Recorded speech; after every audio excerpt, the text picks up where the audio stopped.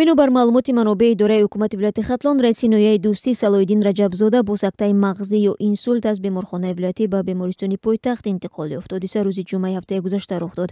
ин хабарро дар ҳукумати ноҳияи дӯстӣ ҳам тасдиқ карданд.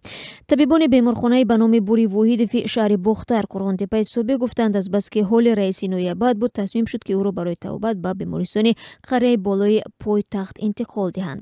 Нур Муҳаммад Саидов, муовини Раҷабзода, рӯзи 26 феврал дар суҳбат бо радиозода гуфт, ки ду маротиба барои дидани раиси ноҳия ба беморхонаи ба номи Бури Воҳидов рафт, аммо иҷозаи дидорбинӣ дарёфт накард.